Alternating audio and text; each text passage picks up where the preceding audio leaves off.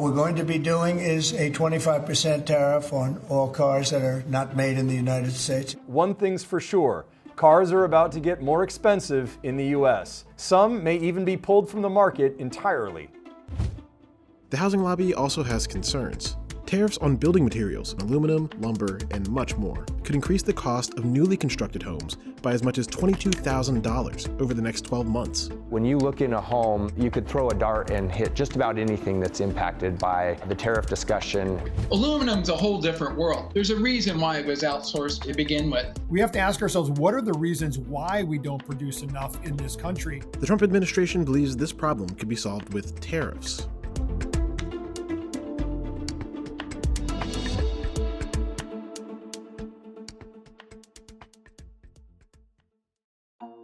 The United States is the world's largest importer of raw aluminum, but the country lacks the capacity to produce enough aluminum to meet its own needs. A couple decades ago, we had 30 aluminum smelters around the nation. Today we have 4.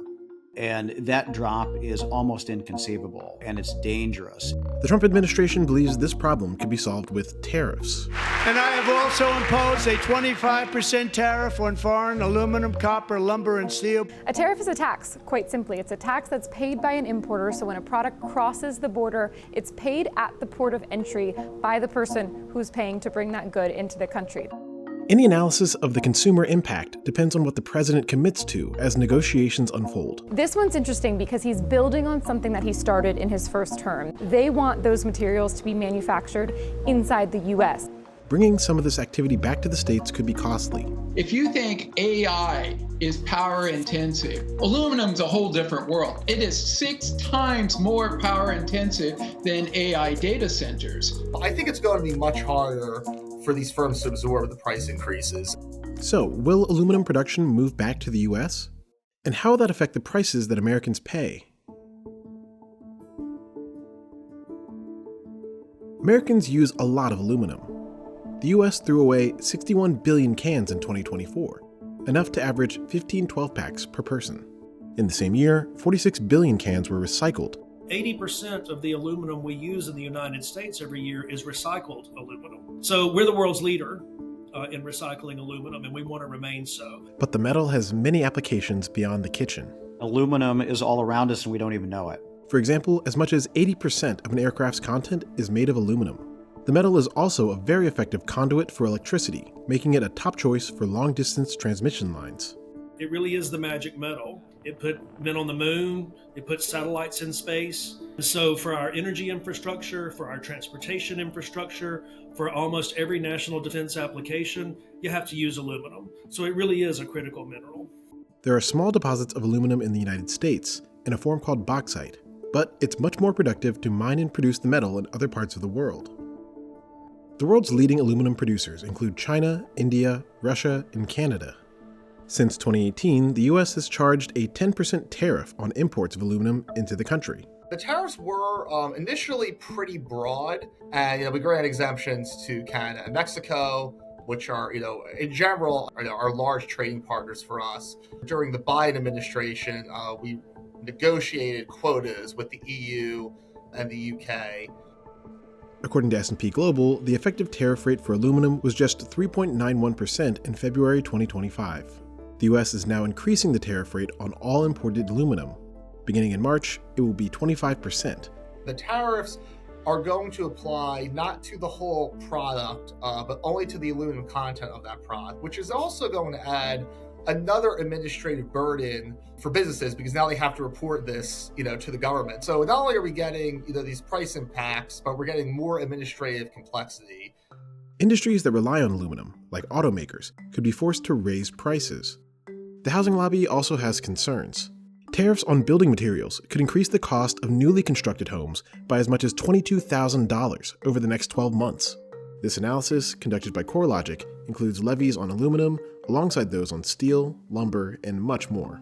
Still, lobbyists and economists say that the overall price effects could be muted. The impact on consumers, quite honestly, is pretty minimal because aluminum is usually one component of a product. The value of aluminum in that product is generally not very high when it comes to the actual selling price. consider a $40,000 car or something like that, it might increase the price by about $75. Even then, price hikes from tariffs don't need to be passed on to U.S. consumers. Businesses could instead pivot. For example, Coca-Cola says it will sell more soda in plastic bottles if aluminum tariffs were to hit the U.S.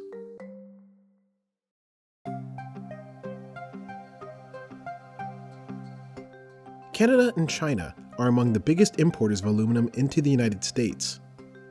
In March, the U.S. also threatened to place additional tariffs on all goods coming from China, Mexico, and Canada, which means the many aluminum products consumed in the U.S. could receive multiple stacked tariffs.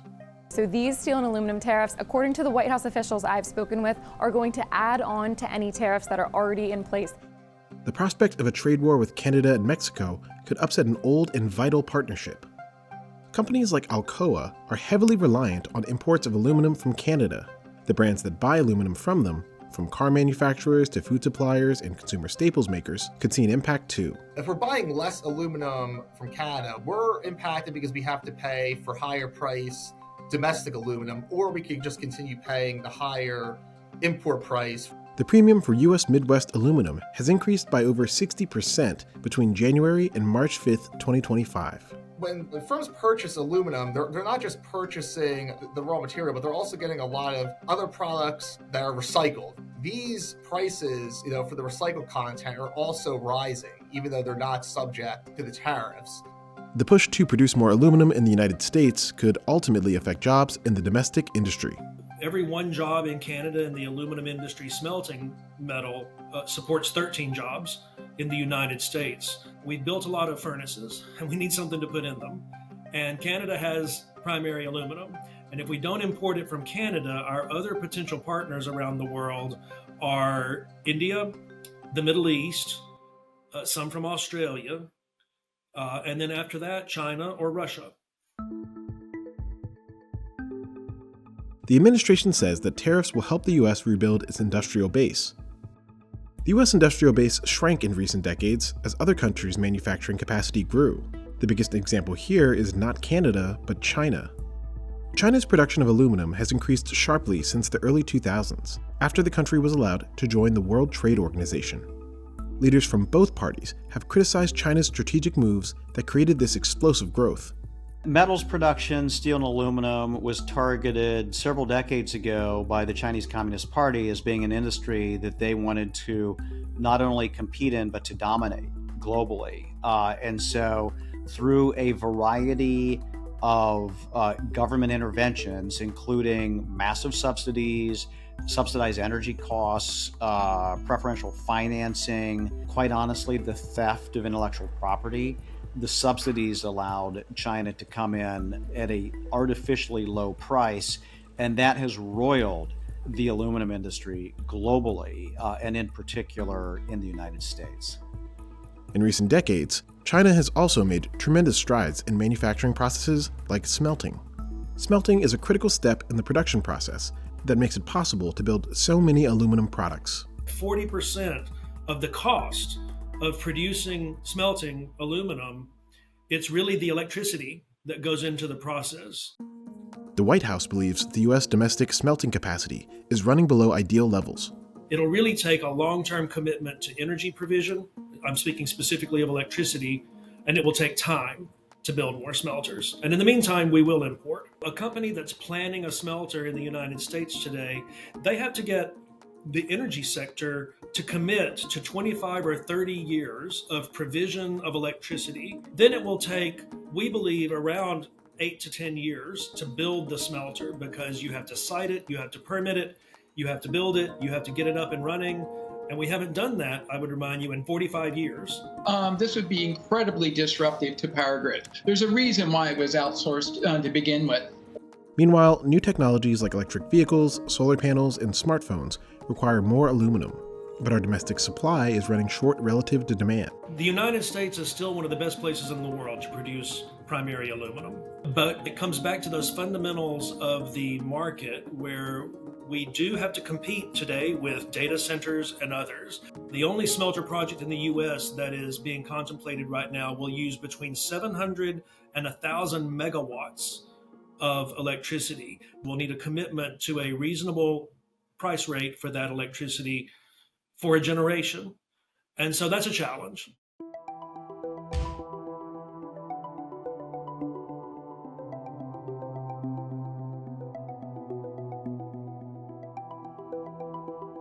What we're going to be doing is a 25% tariff on all cars that are not made in the United States. 25% tariffs that the president announced on imported cars as well as parts starting next week. For some automotive industry economists, the unthinkable has happened.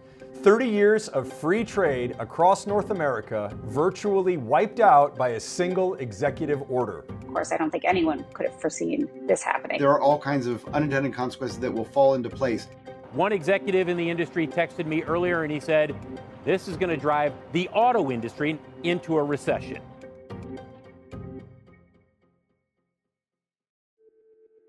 While there are a lot of possibilities and much is unknown, one thing's for sure. Cars are about to get more expensive in the US. Some may even be pulled from the market entirely. If we see prices going up as a result of costs going up either on vehicles or parts, that means that the consumer is going to have a harder time affording these vehicles. And we estimate you could see a 2.5 to over 3 million unit hit. Now we have to invest in new plants. We have to invest in new assembly lines. We have to find new suppliers. This is going to drive some small suppliers out of business. This is going to cost more to build vehicles. This is going to eliminate entire segments of vehicles from the pipeline. All of that will likely take years to execute. Analysts say the US can't even build really cheap cars domestically. While a lot of automakers, foreign and domestic, have factories in the US, almost half of all vehicles are imported from other countries: Canada, Mexico, and countries across Europe and Asia.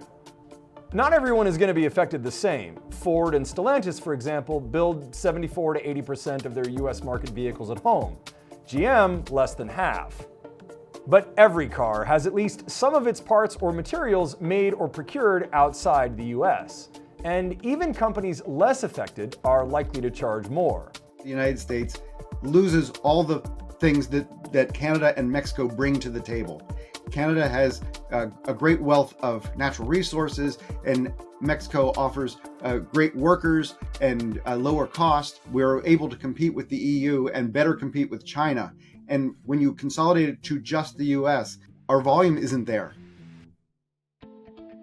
Of course, the news comes at a time when average transaction prices are near record highs. And for those that already own a car, they're falling behind on car loan payments. In fact, 6.6% of subprime borrowers were at least 60 days past due on their loans as of January 2025, the highest ever. Americans are currently having trouble paying for the cars they already have. Add $5,000 to the average vehicle price, and we're going to see more defaults on car loans than we already are seeing. Experts say prices will rise on average about 15 to 20% for cars that are either assembled outside the US or contain parts from other countries. That works out to about a $6,000 price increase, again, on average. It will hit just over half of the 50 best-selling cars in the US and about half of cheaper models, from $40,000 on down. Prices on cars that aren't directly affected by the tariffs are still expected to rise at least 5%, according to Cox Automotive. The average transaction price, meaning the average price actually paid for a car in the US, was just shy of $50,000 in February.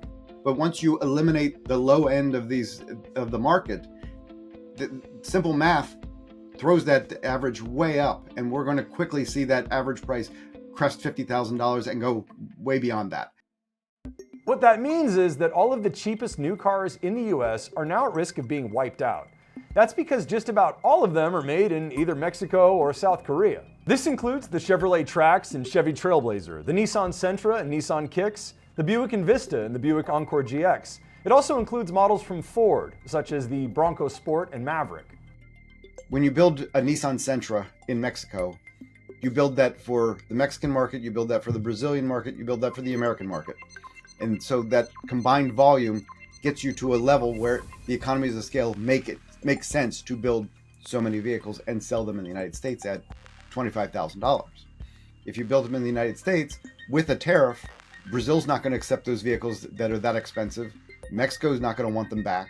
Think about it like this. General Motors is the largest US-based automaker by volume, but many of its models are made in other countries, including its cheapest, the Chevrolet Trax and Chevy Trailblazer. Both are shipped from Korea, so both will get slapped with a 25% tariff. That basically leaves GM with one choice. How much, if any, of the tariff do they absorb? The further you raise prices, the more you risk a drop in demand.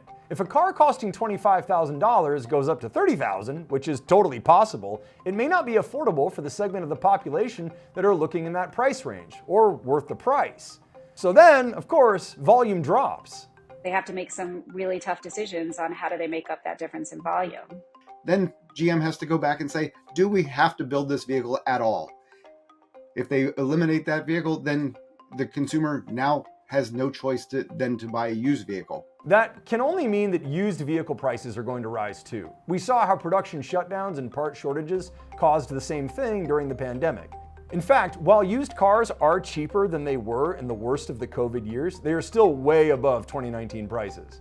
When we went through COVID, we know that we lost about 10% of the new vehicle market. We gained some in the higher income quintiles, people who could pay more. So we gained buyers in the higher cost vehicles, but we lost a solid portion of consumers that were able to buy in the new car market. It's not just cheaper cars though, it's also some of the most popular, like the Toyota RAV4 and Honda CR-V. You got a lot of unhappy customers out there who are Honda through and through loyalists who aren't going to be able to potentially find their vehicle if they need one right now. The CR-V is actually one of the 5 models most affected when you multiply the number of cars sold by the cost of the tariff on each car. Others include the Chevy Trax I mentioned earlier, and the Honda HR-V, the Chevy Equinox, and the Subaru Forester. Each sell well over 100,000 units a year in the United States alone. They think that if you put a 25% tariff on all vehicles, we can bring a lot of manufacturing back here to the United States. And that may be possible, but in the interim, it's going to create a lot of pressure. So why can't we just build factories here? Well, supposedly that's the purpose of all of this. But building a factory in the US takes at least 2 or 3 years and costs at least $1 billion, realistically closer to 2. Just retooling an assembly line, one assembly line, costs about $500 million and several months. This does not happen with just the flip of a light switch. Even if there's excess capacity in certain factories, it will still take a matter of time for them to potentially retool if it's not the same exact vehicle they'd be running down that production line, and things like that, and gathering back the workforce and so forth. So it's a little bit of it's a very complex decision that companies would need to make on that capital expenditure, especially if it's being made around things that are policy oriented, which of course we know can be fickle every 4 years.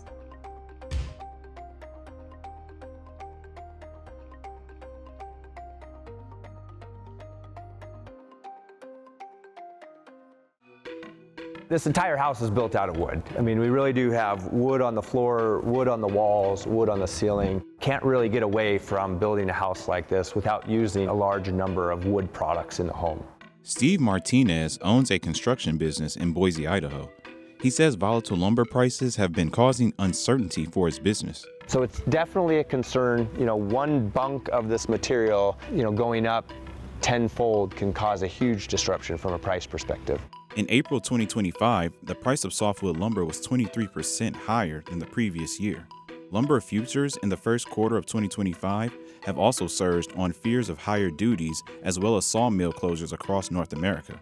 That has impacted some of the U.S. biggest home builders like Lennar, D.R. Horton, and Toll Brothers, all of which suffered declines in their stocks during the spring. But while lumber escaped the latest round of tariffs, they are on the radar of the Trump administration. Canada accounts for about 85% of all U.S. softwood lumber imports and represents almost a quarter of U.S. supply. We're going to build our future with American hands, with American heart, American steel, and we're going to build it with American pride like we used to. In March, the White House issued an executive order telling the Commerce Department to enhance domestic production and investigate the national security impact of imports of lumber and timber. The White House claims wood products, including lumber, are a critical manufacturing industry essential to national security. Lumber has always been the poster boy of tariffs. I think there's a little misconception because there is already a lumber tariff in place for the Canadian side. And so these new tariffs that were being proposed would be in addition to an already existing tariff. Countervailing and anti-dumping duties on Canadian lumber have been in place for decades. The current rate of 14.5% could more than double to 34.5% later this year, following a review by the Commerce Department. While the administration claims that they're going to increase domestic lumber production, that would take a very long time. Right now, you can't immediately scale up domestic lumber production in the U.S. in order to meet the demand. That uncertainty is another factor impacting home ownership levels in the U.S., where 2/3 of Americans say they are priced out of the market. Over 100 million American households are unable to afford a median-priced home, which now sits at $460,000. The only way we're going to solve the affordability crisis is to build more homes. So will higher duties on lumber and tariffs on home construction products further discourage new development and exacerbate housing affordability issues?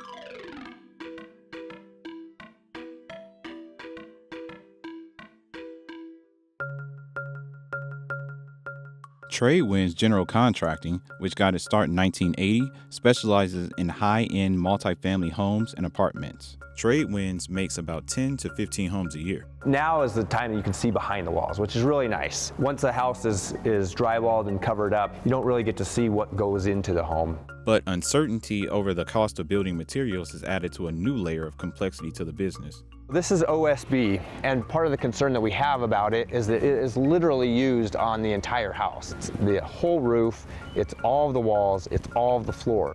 The average new single-family home uses more than 2,200 square feet of softwood lumber and 15,000 board feet of framing lumber. The wooden frame is often the most expensive part of the build, making up about 15 to 18% of total construction costs. Softwood lumber is also used in cabinets, windows, and doors. Our contracts are all fixed price, meaning that from the time we bid a project to the time we start to the time we order the materials, the prices could change drastically. But we are trying to pre-order as much material as we can. The hard part is where do you put that material? We're a small business. We don't have a bunch of ground just where we're able to stockpile lumber or drywall. Another issue is where he sources his material. 1/3 of lumber used in U.S. home building comes from Canada. The majority of our lumber comes from Canada. The kind of lumber we produce, spruce pine fir lumber. It's preferred by builders in terms of its ability for nailing, its lightweight, and so forth. That means higher prices, not just for new builds, but for renovations, fencing, garages, and interiors too. The trade war with China could also boost the cost for home builders on other items. A lot of supplies for housing come from China. That is appliances, plumbing materials, vinyl flooring, all sorts of components that go into the construction and the remodeling of a home come from China and other parts of Asia. These tariffs are only going to increase costs for builders when builder costs were already rising. When you look in a home, you could throw a dart and hit just about anything that's impacted by the tariff discussion. There's thousands of products, from glass in the windows to vinyl or fiberglass or wood that frames those objects. When those prices go up, business slows down. There's never a silver bullet to fix this. It's usually a death by 1,000 cuts, and this is just one more thing that's kind of going in the headwind of keeping homes affordable. The U.S. has more than 765 million acres of planted and natural forest land and an additional 58 million acres of woodlands. American softwood lumber production increased to 64 million cubic meters in 2023, up nearly 1% from the year prior. Softwood trees like the western red cedar grow faster than hardwood trees and are cheaper to produce and easier to cut. Despite that, the country faces a shortage of lumber. The top countries the U.S. imports forest products from are Canada, China, Brazil, and Mexico. The pandemic caused softwood lumber prices to soar more than 300% due to constraints on supply and demand for lumber as real estate and home improvements boomed. Regulations have also been blamed for the slow domestic production of lumber. The Endangered Species Act, or ESA, of 1973, and National Environmental Policy Act, or NEPA, of 1970, both impact lumber production according to critics. The Endangered Species Act protects at-risk plants and animals. The National Environmental Policy Act requires federal agencies to assess their environmental impact on future projects. Trump hopes to streamline these processes through his executive orders. We have got to reopen our national forests to allow for more harvest and milling of America's own timber. When we talk about lumber production, we have to continue to build capacity both in the American Southeast, where we have southern yellow pine trees, and then also in the Pacific Northwest, where we have spruce pine fir. Those are the two dominant building materials when it comes to lumber in this country. The U.S. has more than 3,000 businesses in the sawmilling and wood production industry, including about 500 lumber manufacturing facilities. But the mills in those areas have largely been shuttered because domestic production has been down, because home production has been down over the last couple of years.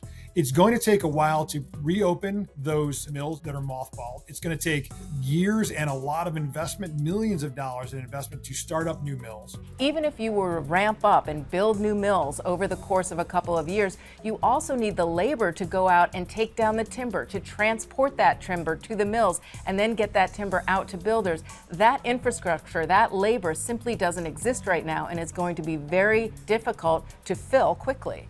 To beef up its lumber supply, the U.S. has relied on Canada, but their relationship is tense, with both countries having a long-standing dispute over softwood lumber. The U.S. says that Canadian subsidies and pricing practices have harmed the domestic lumber industry. In response, the U.S. has applied countervailing duties and anti-dumping laws on our northern neighbors since the 1980s. Countervailing duties are imposed when foreign subsidies negatively affect U.S. industries. Anti-dumping laws apply when imported goods are sold below the cost of production or below domestic market prices. Experts suggest it could take at least 5 years for the U.S. to produce enough to match Canadian lumber imports. A final determination of whether Canadian lumber tariffs will be raised could come in August. These duties, along with rising demand and insufficient domestic production, have led to price volatility for builders. Homes in America are built by small businessmen and women. In fact, they're the ones who are going to feel the pinch the most. I share the president's desire to have every stick of lumber, every hinge, every light fixture made here in America. The reality is the regulatory environment, the high labor costs. We have to ask ourselves, what are the reasons why we don't produce enough in this country? Even though there's been some tariffs excluded and some not, we have to prep and plan as though they're already in place. We're building it into our pricing model already. Beyond just materials, the lumber industry is also facing a labor crisis. We are needing more people. We have more people leaving the industry through retirement or job change than we do have entering this market. We also are looking at immigration as though it's the bottom of the barrel from a job perspective. Jobs in woodworking and logging are on the decline, with employment expected to dip 2% and 4% by 2033. The industry continues to struggle in attracting younger workers to replace its aging workforce. The one thing about the sawmilling business, whether it's the US or Canada, trying to find workers, skilled workers in particular, is very difficult. Recruitment is tough, and the labor pool is tightening further with stricter immigration policies. Certainly immigrants tend to take the jobs that nobody else wants that are living there. They have what's called a green chain, where all the lumber comes off on a long chain and people pull it off the green chain, kind of back-breaking work all day long and usually outdoors and the elements, so that's typically immigrant type work. Some more immigrants might be involved in things like logging, because that's again a more dangerous job, dirty job. Immigration concerns and fears of deportation are making it harder to retain this workforce. There's a fear factor out there, whether it's real or not. Another trend impacting the industry is lumber operations moving to the south, attracted by lower labor and energy costs, fewer regulations, and a calmer climate. Nearly 38% of America's lumber production is produced in the south. Canadian and U.S. builders are shifting operations and investing in the region due to less strict state regulations and cheaper costs. The Canadian companies that have already invested heavily in the U.S. South, which they did that because there was no timber left in British Columbia, and that strategy looks a little more brilliant. Despite that, domestic production of lumber continues to fall short of demand, keeping prices high and supply strained. We need to lower the regulatory burden on housing at all three levels of government. And we need to build more housing, and that's the way we're gonna increase housing affordability across the board for everybody who wants to own a home or an apartment. When we build a home, you're marking that up to a certain degree, but if your price point gets to a point where less people are buying, it doesn't matter how much more money you're making off of these tariffs. If the demand slows down, that's definitely a concern.